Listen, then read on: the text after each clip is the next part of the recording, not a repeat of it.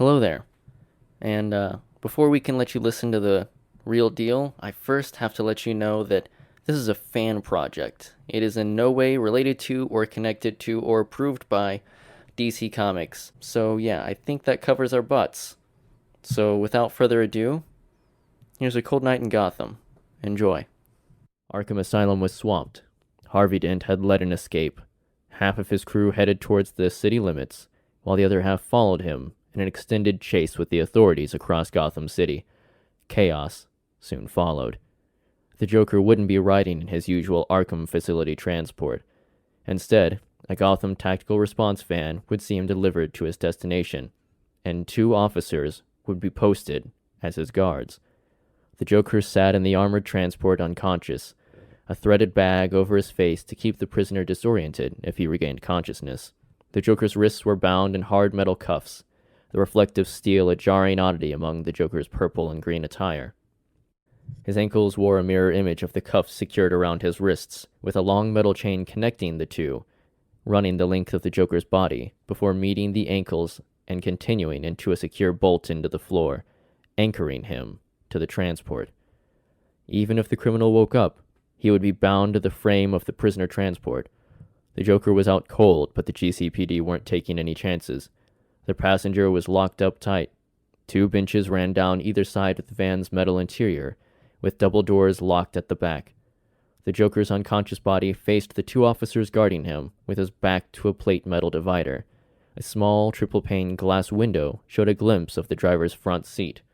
Officer Kevin Richardson was behind the wheel, and Officers Price and Graves sat in the containment area, watching. With a final word of caution from the detectives first on the scene, the vehicle departed into the night. The rain had begun to fall, filling the ride with quiet sounds of impact upon the roof. So, does this happen very often? Officer Price asked. I'm sorry, what? Officer Graves mumbled as he snapped back to reality. His focus had been so intensely centered on their 3rd occupant, he'd lost track of himself. I'm sorry, what was that? Does this happen very often? Transporting an Arkham inmate, that is. I guess I just kind of assumed that was someone else's department. No, not really. Sometimes, I guess. I mean, to be honest, most of the time, the boys over at Arkham Asylum are the ones handling this work, but Dent managed to sabotage most of their motor pool, and the few left are taking his men back to confinement, so that just leaves you and me, kiddo. Officer Graves responded, still coming out of his haze. Dent? As in Two-Face Harvey Dent? The former district attorney? Yes, that Harvey Dent. Good God, you must be new. Yeah, I just transferred to the department, actually. Before this, I was working in Keystone City. This is my first time seeing a real supervillain in the flesh. Keystone City? Why the hell would you leave a cushy job like that for a place like this?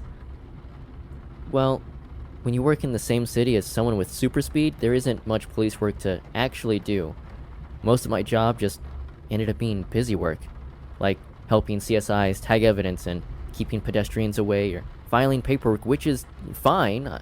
I'm fine with doing that. It's just I signed up to make the world a better place, and I don't think paperwork really does that. Here, I have a chance to actually do that, to make a difference. Oh my God, you're one of those. All bright-eyed and idealistic. Look, kid, this place is going to take some things from you. Maybe not all at once, but little by little, every night you put on that badge, you're going to leave a little piece of yourself behind. You'll just wake up one day with nothing left but the job. A job, by the way, that guarantees you an early funeral. Do yourself a favor, kid. Keep a transfer form filled out and ready to go.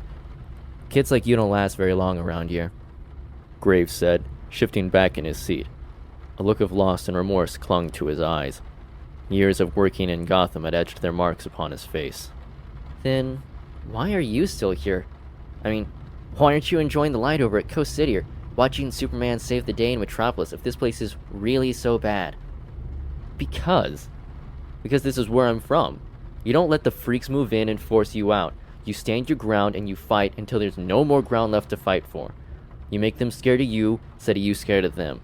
It's a Gotham thing, kid. I don't think you'd get it. As the two officers exchanged words, the armored van continued down the old road to Arkham Asylum. As the armored vehicle turned a corner, one of the back wheels hit a pothole. The mobile confinement vehicle rocked violently as the immense weight of the thick metal exterior threw the truck back and forth. Both police officers bounced up and down in their metal seats.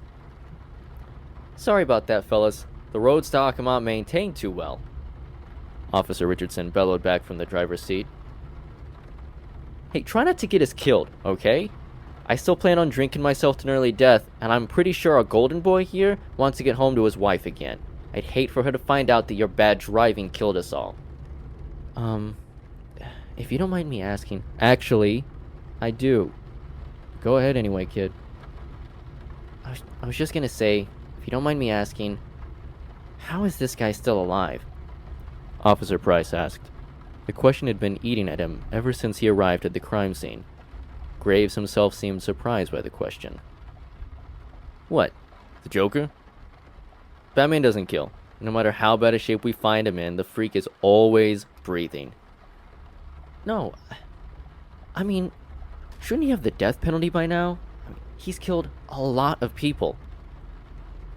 Graves' face showed a reaction of agreement and thoughtfulness as he leaned back in his seat and shifted his weight while fiddling with his police cap.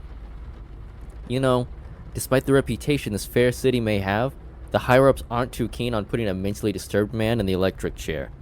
Gotham doesn't allow the death penalty. Period. It's not good optics for the city or whatever. It makes it look like we can't handle things if we just start frying freaks like a Sunday afternoon barbecue. We've tried, by the way, several times. Those of us that, actually live in the city, we've lobbied for an exception to be made, but it never goes through. So, no matter what he does, he just goes back to Arkham and breaks out again. Right? I mean, is he getting better at all? No, he is not getting any better. But that's just the way the world spins. No matter how deranged he is, no matter how sick the crime he gets away with, we drop him off at the loony bin and then we wait. We wait for his next big plan. These doctors, they can't fix his kind of crazy. He's a sick, twisted clown. To tell you the truth, I won't be too broken up when his day finally comes. Officer Graves said coldly. It wasn't the answer the young police rookie was expecting. He figured when he arrived at Gotham City, he'd find some method to the seeming madness, that there was a plan to fix things. The city was seeming darker by the minute, and the night was far from over. The young cop had just started to think of his next question when another voice cut him off. Flattery will get you nowhere. A cackling voice called out. Both men stopped and looked at their prisoner. The bag over his head and cuffs still intact. The Joker was undoubtedly awake. The battered and bruised clown took in his surroundings with an audible sigh. 3 policemen, an armored truck, and me in chains. How's a guy supposed to break out of here? The two officers continued staring at their prisoner. Both men sat there with tense caution, gauging the situation, a nearly impossible task with someone like the Joker. Sorry to interrupt, but it's not very often I get to meet a brand new fan. First impressions can be so tricky. I've had plenty of names in the past, but you can call me Joker. Now tell me, Officer Price, what did you think of my work? Price shot a look of confusion towards Graves. Am I supposed to talk to the prisoner? Uh-oh, it looks like you just did. Now, tell me, Officer Price, how does my work hold up to what you get in your neck of the woods? Surely that talking gorilla doesn't have the same finesse as moi, with those meaty clubs for fingers and all. Sure, people remember me for filling a preschool with Joker gas and killing one of the Robins, but it's the little crimes that mean the most, making an impact on the regular folks of Gotham, like you. The Joker said with a chuckle. Despite his countless injuries, the murders he'd committed, and the fact he was in a secure police vehicle heading towards Arkham Asylum, the Joker was treating his transport as some form of twisted late-night interview. You killed innocent people. There's nothing impressive about that. You need help. You're sick. Oh, please. Fish gotta swim, birds gotta fly, and I've gotta help put a smile on the world. It was all worth it to see the look on their faces tonight.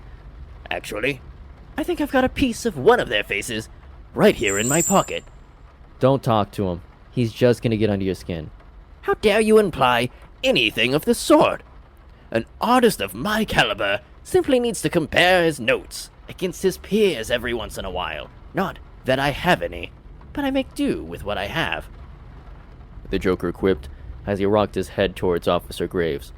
Despite the chain link divider, the cuffs on his hands and feet, and the chain grounding him to the floor, neither officer could help but feel like neither of them was in charge of what was happening in that van.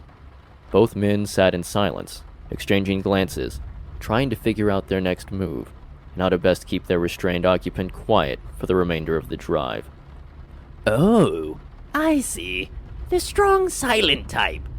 You give me 20 minutes and a can opener, I'll have you whimpering like a schoolgirl. You might even like it. The Joker replied. Is everything all right back there? It's mighty chatty from the sound of things. Richardson inquired from the front seat. The clown woke up. Ah, hell. Say no more. That pasty freak and his girlfriend, they beat my last partner within an inch of her life. She still can't walk without crutches. They're psychotic. Oh, now, officer, that doesn't ring any bells. Are you sure it was me? Could it have been the Riddler? Scarecrow? Clayface? Well, probably not Clayface. Maybe it was me. You boys and girls in blue all start to blur together after a few mass murderings. You know how it is. I'm closing the divider, guys. I can't deal with this and drive at the same time. I'm sorry, you're on your own. Richardson said in a defeated tone as the metal plate slid over the small glass window. The low light of the cabin illuminated the three men in the back. Small, reinforced window slits along the upper walls let moonlight and the occasional warm glow of a street lamp in as they drove by. You know, it could have been Bane. He's big on paralysis these days. A bit of a one-trick pony, if you ask me. Always blowing something up or breaking someone's bones, and his voice, as if the mask wasn't silly enough. Oh, look at me. I'm Bane. I will destroy the Batman. I will hold Gotham hostage. Did you know that I broke the bat? Blah, blah, blah, blah, blah. Oh, get over yourself. His only superpower is steroids. I have no idea how he made it into the Legion of Doom. The Joker grumbled to his makeshift peanut gallery. Shut the hell up, Joker, or I'll go over there and I'll strangle you myself. Graves growled. The Joker's words were eroding his patience. Oh, don't make me a promise you can't keep, officer. I'm tingling with anticipation. The Joker purred back, and with that, Officer Graves took out his stun baton and gave the Joker the shock of a lifetime.